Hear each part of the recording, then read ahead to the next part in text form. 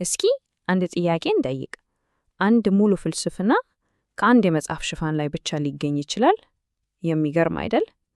ዛሬ የምናየውም ይሄን ነው። በአንድ በጣም ታዋቂ መጽሐፍ ርዕስ ውስጥ ብቻ ተደብቆ በሚሊዮኖች የሚቆጠሩ ሰዎችን ሕይወት ስለለወጠው አስደናቂ ሐሳብ እናወራለን። እንግዲህ መጀመሪያ እስኪ ሁላችንም ላይ ስለሚከሰት አንድ ነገር እናውራ፣ ስለ ፍርሃት። ያው አዲስ ስራ ስንጀምር ወይም ብዙ ሰው ፊት ቀርበን ስንናገር፣ አንዳንዴም ትልቅ የህይወት ውሳኔ ስንወስን የሚሰማን ስሜት ነው። ይሄ ፍርሃት ማለት ልክ እንደማይታይ ግድግዳ ነው፣ ከፊት ለፊታችን ካሉ ትልልቅ ዕድሎች ጋር እንዳንገናኝ የሚከለለን እና ይሄ ወሳኝ ወደሆነ ጥያቄ ይወስደናል። ፍርሃትን ሰምተን ምንም ሳናደርግ ስንቀር የምንከፍለው ዋጋ ምንድን ነው? በቃ ዝም ብለን ስናልፈው ምን እናጣለን? ይህን ጥያቄ ስናነሳ ፍርሃት ዝም ብሎ ስሜት ብቻ ሳይሆን ሕይወታችን ላይ ትክክለኛ ተጨባጭ ተጽዕኖ ያለው ኃይል መሆኑን መረዳት እንጀምራለን። እሺ ታዲያ ይህን እንቅፋት ጥሶ ለማለፍ የሚረዳን ቁልፍ ነገር ከየት ነው የመጣው?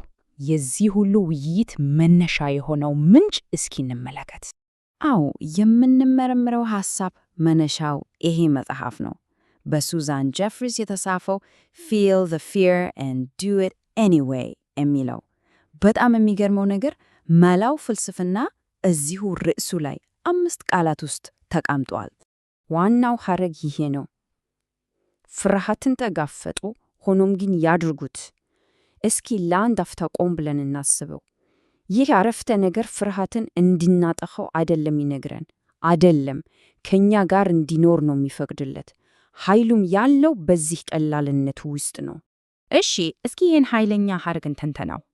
የመጀመሪያው ክፍል ፍርሃትን ተጋፈጡ የሚለው ፍርሃትን ከመታገል ይልቅ ዕውቅና እንድንሰጠው ነው የሚጋብዘን። በእርግጥ ይሄ ምን ማለት ነው? ዋናው ነጥብ ፍርሃትን ለማጥፋት መሞከር አይደለም፣ ምክንያቱም ያ ፈጽሞ አይቻልም። ይልቁንስ ፍርሃት መኖሩን መቀበልና አዎ ፈርቻለሁ ብሎ በቃ መቀበል ነው። ያ ስሜት የማቆሚያ ምልክት አይደለም፣ በፍጹም። ከምቾት ቀጠናችን እየወጣን መሆኑን የሚያሳይ የእድገት ምልክት ነው እንጂ። እዚህ ጋር ያለው በጣም ወሳኝ አመለካከት ለውጥ ነው። ግቡ ጀግና ሆኖ ፍርሃት አልባ መሆን አይደለም፣ ምክንያቱም ያ እውን ሊሆን የሚችል ነገር አይደለም። በምትኩ ከፍርሃት ጋር ያለንን ግንኙነት ነው የምንቀይረው። ከሚያስቆመን ጠላትነት ወደፊት እንድንሄድ ወደሚያስታውሰን አጋርነት ማለት ነው። አሁን ደግሞ ወደ ሁለተኛው እና ምናልባትም የበለጠ ኃይል ሰጪ ወደ ሆነው የሐረጉ ክፍል እንለፍ። ሆኖም ግን ያርጉት። ይሄ በቀጥታ ወደ ተግባር የሚደረግ ጥሪ ነው። እዚህ ጋር ያለውን የአስተሳሰብ ለውጥ ግዙፍነት እስኪንመልከት። በፊት ግባችን ፍርሃትን ማጥፋት ነበር፣ ውጤቱ ደግሞ በነበርንበት መሽመድመድ ነው።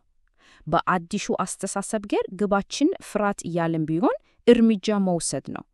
ትኩረታችን ከስሜት ወደ ተግባር ሲሸጋገር ውጤቱ እድገት ይሆናል።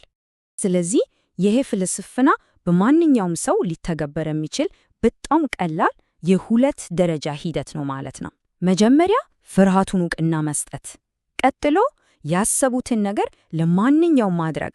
በቃ እሺ፣ ይሄ ቀላል የመስል ሐሳብ ምን ያህል ኃይለኛ ነው? ተጽዕኖስ ምን ያህል ነው? የሚገርመው መልሱ እዛው መጽሐፉ ሽፋን ላይ በግልጽ ተቀምጧል። በዓለም ዙሪያ ከ2 ሚሊዮን በላይ ቅጂዎች። ይሄ ቁጥር የመጽሐፍ ሽያጭን ብቻ አይደለም ያሳየው። አይደለም፣ ይሄ ሐሳብ ምን ያህል ከብዙ ሰዎች ስሜት ጋር እንደተናበበና መፍትሄን እንደሰጣቸው ነው የሚያመለክተው። ሽፋኑ እንዲህ ይላል፣ የሚሊዮኖችን ሕይወት የቀየረ ድንቅ ክላሲክ። ሕይወት ቀያሪ የሚለው ቃል በጣም ትልቅ ቃል ነው። ነገር ግን አንድን ሰው ከፍርሃት ሽባነት አውጥቶ ወደ ተግባር የሚመራ ሐሳብ በትክክል ሕይወትን ይቀይራል። ታዲያ ይህ የ5 ቃላት ሐረግ ለምንድን ነው ይህን ያህል ሰፊና ጥልቅ ተጽዕኖ ሊፈጥር የቻለው? ምክንያቱም ፍርሃት የሁሉም ሰው ልምድ ነው፣ ሁለንተናዊ ነው። መፍትሄው ደግሞ በጣም ቀላልና ተግባራዊ ነው። ከሁሉም በላይ ደግሞ ሰዎች በራሳቸው ላይ ኃይል እንዲሰማቸው ያደርጋል። እና ከዚህ ሁሉ ትንታኔ ልንወስደው የሚገባው ዋናው ነገር ምንድን ነው? አንድ በጣም ቀላል ሐሳብ በትክክለኛው ጊዜ ሲተገበር በሚሊዮኖች የሚቆጠሩ ሰዎች ከነበሩበት እስር ፈቶ ወደፊት እንዲራመዱ የማድረግ አስደናቂ ኃይል እንዳለው ነው። ይህንን ትንታኔ ወደ ግል ሕይወታችን እንድናመጣው በሚጋብዝ ጥያቄ እንቋጨው። በአንድ ሰው ሕይወት ውስጥ የትኞቹ ፍርሃቶች ናቸው ሊጋፈጧቸው የሚገቡት? የትኞቹ ዕድሎች ናቸው ከፍርሃት ግዴታ ጀርባ ተደብቀው የሚጠብቁት?